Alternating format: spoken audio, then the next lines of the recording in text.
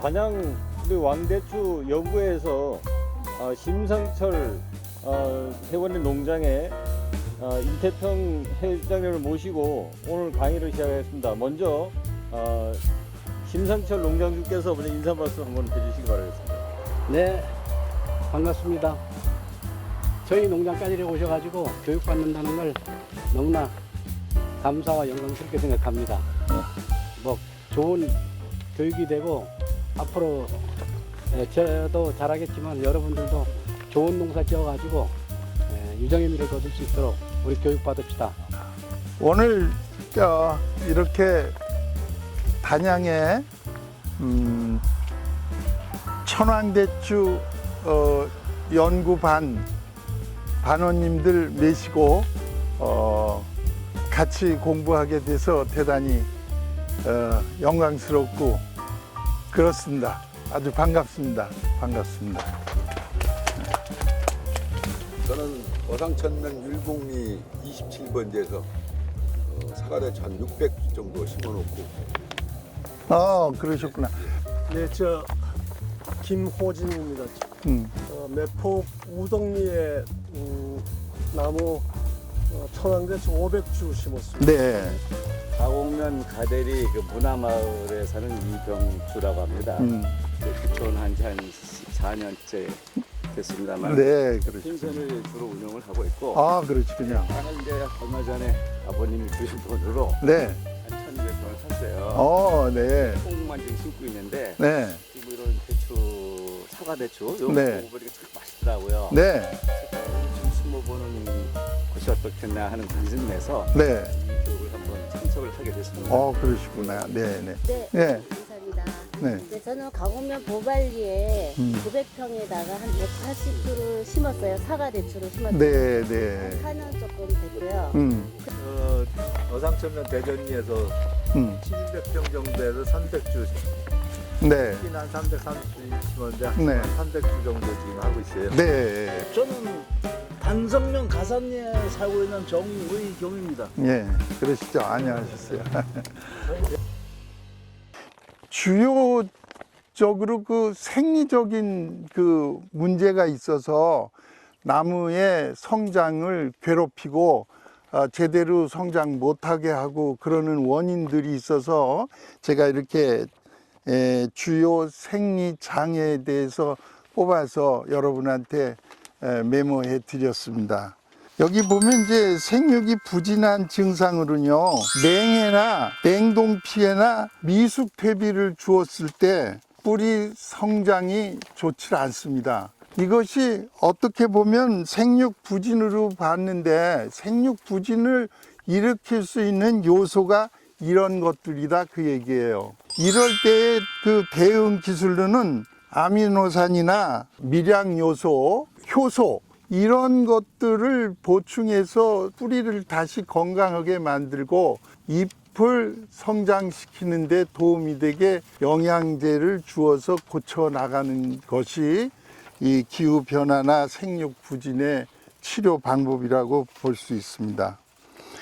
뿌리 쪽이 문제가 생겨서 나무가 이파리가 시들시들해지고 스트레스를 받아서 어렵게 잘 못 크는 경우가 있는데 이때 내용을 살펴보면 물을 너무 과다하게 많이 줬을 때도 생길 수 있는 일이고 그 다음에 유박이나 이런 미숙 퇴비를 주었을 때 생기는 가스 피해라고 볼 수 있고요. 그러다 보니까 뿌리 성장이 좋지 않아서 잎에까지 나타나는 거예요. 뿌리가 나쁜 것은 눈으로 볼 수 없지만 잎에 어떤 증상이 왔다 하는 것은 초기에 그런 현상이 오면은 우선 뿌리 발육이 제대로 됐는가를 살펴봐야 되겠다 그 얘기예요. 그럼 그랬을 때 어떻게 해야 되냐? 밝은 재를 주시는 거예요. 밝은 재를.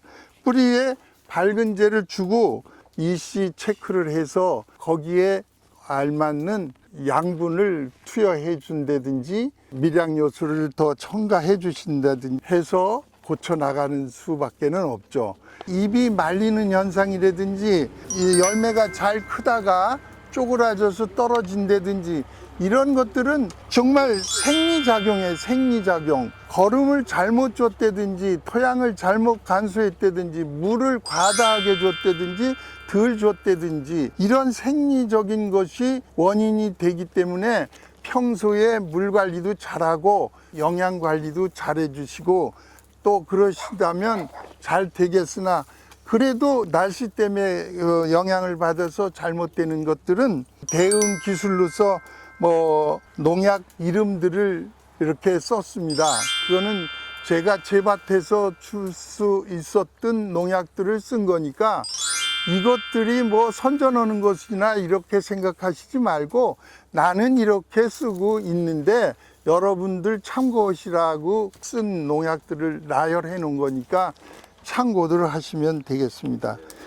그래서 이게 또 무름병 이런 것들이 다 노지에서 더 자주 발생하는 일들이에요. 특히 열과 현상은 9월 중순, 하순 이렇게 넘어가면서 정말 다 키워놓고 수확을 목전에 두고 열매가 갈라지고 쭈그러지고 그런 현상이 오게 되는데 그럴 때 이제 처방할 수 있는 농약이나 영양제 또 아미노산 이런 것들을 거기 수록해 놨으니까 참고해서 보시도록 하시죠. 질문하실 거 있으면 질문들 하시죠. 그런 거요. 여기 뭔지 냉해인가? 이런 여기 위에 보세요, 요거요. 또 말리잖아요. 아니 여기가 요 말리 잎이 말린다고 이렇게. 그리고 여기 끝이 망가지. 아, 예. 이게 이제 어렸을 때 새로 싹이 막 보였을 때 장립 노린제약하고 살충제를 주시고 살균제도 섞어서 한번 주시면 예방으로 좋다 그런 얘기죠. 살균제는 종합살균제 주시면 되죠. 뭐 톱신 M이라든지 뭐 등등 종합살균제를 주시고 또 살충제로서는 스미치온을 주시면 잘 듣고 좋아요. 노린제도 잡히고. 그리고 이제 영양제는 NPK가 고루 들은 영양성장제를 주시는 겁니다. 다음에 이제 병해에 관해서인데요. 병해라는 것은 충이 아닌 균에 의해서 생기는 걸 병해라고 그러죠. 바이러스서부터 곰팡이까지 눈에 보이지 않는 균에 의한 병을 생기는 것을 병해라고 합니다. 그 바이러스에서 생기는 병이 대추나무 미친갱이병, 소위 대추나무 빗자루병, 이것이 대추한테는 아주 치명적이고 한번 걸리면 치료 가능하나 걸리면 아예 끊어서 도태시키고 뿌리까지 뽑아서 멀리 갖다 버리시는 것이 경제적이라고 할 수 있겠습니다. 그 다음에 잿빛 곰팡이가 있는데 잿빛 곰팡이 여러분이 눈으로 다 확인해서 볼 수 있어요. 그때는 이제 아그로믹스라든지 미생물 처리를 하고 유황을 주시면 쉽게 잘 잡혀요. 모두싹 아시죠? 모두싹 주시면 아주 쉽게 그 잿빛 곰팡이 잘 잡힙니다. 전문이병이 있어요. 잘 이렇게 성장하면서 이건 9월 초 중순에 생기는데 까만 점이 빡빡빡 배기는 게 있는데 이것도 역시 세균에 의한 병입니다. 이것도 역시 여기 제가 기록한 일품이라든지 용농신이라든지 항생제 쪽에 농약을 주시면 잘 해결됩니다. 그 다음에 이제 7월달 6월 중순서부터 생기기 시작하는 고온 다습했을 때 탄저병이 있어요. 그건 뭐 탄저병은 여러 농작물에 다 나타나는 것이기 때문에 다들 다 잘 알고 있으실 테고 그 농약의 선택도 다들 알고 계실 텐데 여기 지금 써져 있는 MCC 살포라든지 카브리오 이런 것들은 대추 농사를 지면서 PLS 안에 들어있는 이거에 적합한 농약이니까 참고들 하셔서 쓰시면 되겠고요. 그 다음에 이제 역병은 정말 그 고온 다습했을 때 특히 노지에서 비를 많이 맞고 나서 땅 속에 배수가 잘 안 됐을 때 뿌리가 상하는 거예요. 뿌리는 늘 성장하다가 과습이 당하거나 기온이 높으면 사멸되고 다시 크고 그걸 번복하는데 조건이 맞지 않으면 실뿌리가 다 소멸되고 죽어요. 땅 속에 있기 때문에 뿌리에 대해서는 여러분이 자꾸 관심을 덜 갖게 되고 관찰하는 게 미약하시기 때문에 뿌리 쪽을 늘 장마가 많이 진 후에는 상부에 농약을 주는 것도 중요하지만 뿌리 쪽에 새로운 뿌리를 날 수 있게 밝은제를 주는 것도 잊지 말고 생각하시라, 그런 얘기예요.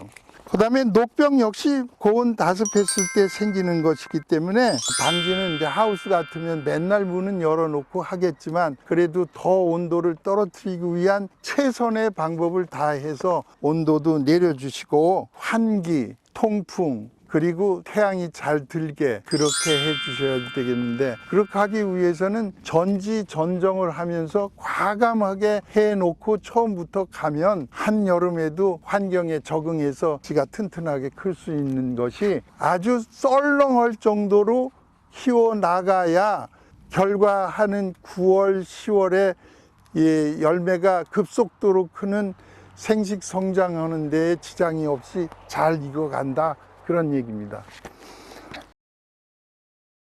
해충에는 이제 크게 진딧물이 맨 처음에 생기기 시작하고요. 뭐 진딧물은 여러분 눈으로 보여서 금방 가려내고 진딧물 농약은 여러 가지가 있는데 한번 살펴보시면 잘 죽죠. 그것이 죽지 않으면 다음에 하루, 이틀, 3일 안에 재살포해서 완전히 죽는 것을 확인한 후에 끊어야지, 한 번 줬다고 해서 완전히 박멸됐다고 생각들 하시지 말고요. 진딧물이 어느 곳이건 이 밭 전체 중에서 한 곳에 생기면 전체적으로 위험 수준에 왔다라고 보시고 전체를 소독하는 것이지 생긴 것만 주는 것은 절대 아닙니다.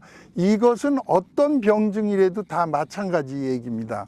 총체벌레는 잎이 이제 다 무성하게 커서 꽃눈이 피기 시작하고 꽃이 벌어지어서 개화가 6월 초부터 8월 중순까지 약 100일에 걸쳐서 개화를 하는데, 이 개화할 때는 총체벌레를 눈여겨보셔야 돼요. 대추 역시 상당히 피해를 보니까 총체벌레에 구제하는 것을 게을리 하시지 마세요.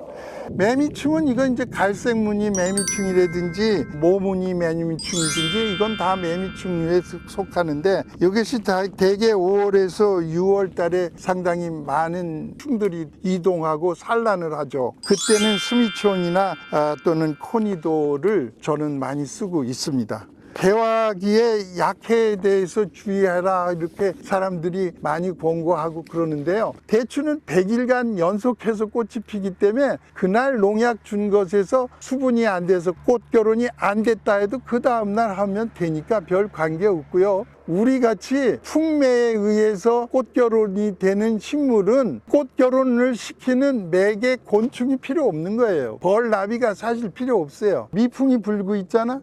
지금도 꽃결혼은 요만하면 충분히 할 수 있다. 더군다나 그 꽃은 이 나무와 이 나무에서 옮겨와서 하는 타가수정이 아니라 차가수정의 자화수정이야. 내 꽃 안에 암술 수술해서 서로 만나면 교합되고 그것이 바로 꽃결혼이 성립된 거기 때문에 벌나비 들여오려고 애쓸 필요 없습니다. 응애는 눈에 잘 띄질 않습니다. 대개 응애는 이 뒷면에 붙게 되는데요. 응애의 크기가 아주 작고 종류도 여러 가지예요. 빨간 응애, 일본 친구들 아까다이, 또 까만 거 구로다이, 전문이 응애, 사과 응애, 뭐 응애의 종류가 여러 가지가 있어요. 응애는 자꾸 변신을 해요. 한번 농약을 쓰면은 그것에 대한 대항이 생겨서 내병이 생겨서 다시 그 농약을 치면 듣지를 않더라, 그 얘기예요. 그래서 응애약은 꼭 서너 가지를 준비해서 돌아가면서 쓰시도록 하라, 그런 얘기예요. 그 다음에 이제 나방류가 있는데요. 이 나방류가 날아다니는 흉측한 나비가 나방류 아니에요? 이 녀석이 이런 연약한 부위, 이렇게 새로 나오는 이런 데에서 여기다 알을 까요. 그게 5월에서부터 6월 달에 주로 생기는데, 이 나방류는 사실은 그때가 5월, 6월이 제일 많긴 하지만 5월부터 8월까지 계속해서 자꾸 생긴다고 보시면 돼요. 이거는 살충제를 주어서 다 잡아버리면 되는데, 요런 요 연약한 데로 파고들어서 여기다가 알을 까면 점점 크면서 분비물을 밖으로 싸기 때문에 그 그림에서 보는 것 같이 톱밥 같은 것이 밖으로 보여서 생긴 것을 알게 되는데, 이게 생기게 되면 이 가지 전체가 말라 죽습니다. 이걸 잡는 것은 굉장히 쉽지 않아요. 한번 생겨서 파고 들어가서 조직을 전부 똘똘 뺑뺑 돌아가면서 파먹어서 성장을 저하시켜서 이게 다 죽어버리게 돼요. 이런 데는 잘 침투 안 해요. 여기 새로운 가지 여기서 침투하게 되면 이 위로는 다 죽어버리게 되는 거예요. 이것이 한번 생기면 굉장히 골치 아파요. 잡기가 쉽지 않아서 구멍을 칫솔 같은 걸로 털어내고 똥을 종합 살충제, 스미치온 같은 그 침투성 살충제를 주사기로 빼서 그 구멍에 쏴주시면 죽게 마련입니다. 그렇게 잡는 수밖에 없어요. 노린재 피해는 역시 6월에서부터 그것도 9월 사이에 이렇게 잘 생기는데요. 우리 들판에서 이렇게 하우스를 하고 또는 노지에서 하든 간에 6월서부터 8월 사이에는 이 노린재가 들판에 굉장히 많이 있어요. 종류가 한 300가지 된답니다. 이것 역시 한 달에 한두 번의 살충제를 고루 살포하면 큰 피해 없이 넘어갈 수 있겠는데, 근처에 콩을 심는 것은 좀 삼가하는 게 좋아요. 노린재가 제일 좋아하는 식물이 콩과류입니다.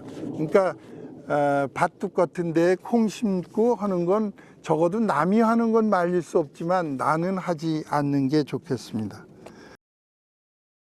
월별로 줄 수 있는, 그러니까 생리적으로 주어야지 할 때를 이렇게 짚어서 요약해서 드렸으니까 이걸 참고해서 농약을 주시도록 하세요. 이것은 병충해 방제력인데요.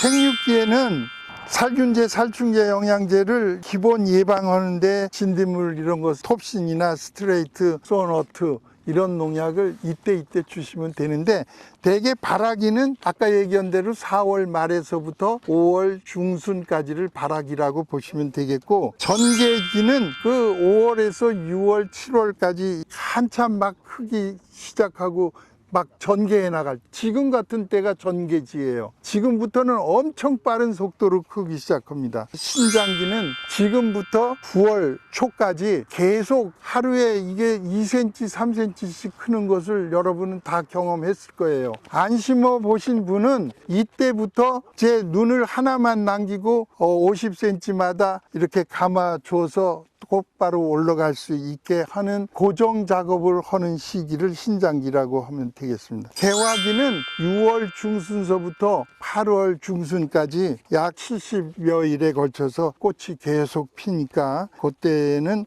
혹파리병에 좀 조심하셔야지 되겠고, 그거의 약재로는 여기 쓰지 않은 스미치온도 하나의 약품으로 아주 좋게 잘 들고 있습니다. 착과기에는 줄기 썩은병을 조심하셔야 되고, 응애류도 조심해야 되고, 그것으로 쓰는 건 오부기 등 지존 이런 농약을 쓰시면 잘 듣습니다. 비대기는 이제 역병이 돌고 하는 이 비대기가 7월 하순서부터 시작됩니다. 그래서 7월 하순부터 비대기라고 할 수 있고, 그때부터 생식 성장기로 들어서는데, 그때 생길 수 있는 것이 노린재 피해가 상당히 많고 역병 피해가 있으니까 이런 농약을 하시면 좋겠습니다. 비대기는 아까 그 점백이 꺾어 까맣게 찍히는 거, 탄저병 뭐 이런 것들이 생기기 시작하는 이 비대기 때는 모든 병들이 다 아주 왕성할 때예요. 왜냐하면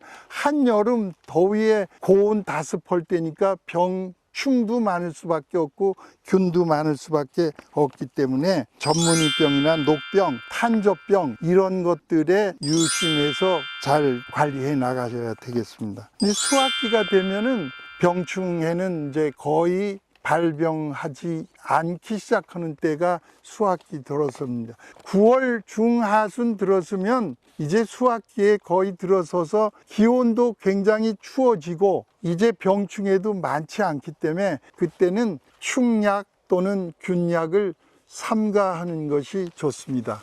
그때 잘 보시고 할 수 없을 경우만 방제를 하시는 것이 좋겠고요. 이것은 친환경으로 기르고 싶으신 분들은 이 농약을 선택해서 기르시면 좋은 효과를 볼 수 있어서 제가 선택한 농약들이니까 이것으로 했을 때는 잔여 독성이 다른 농약을 준 것보다 훨씬 덜 나타나기 때문에 친환경 병충해 방제로 기르고 싶으신 분들은 이 농약들에서 선택해서 하시면 되겠습니다.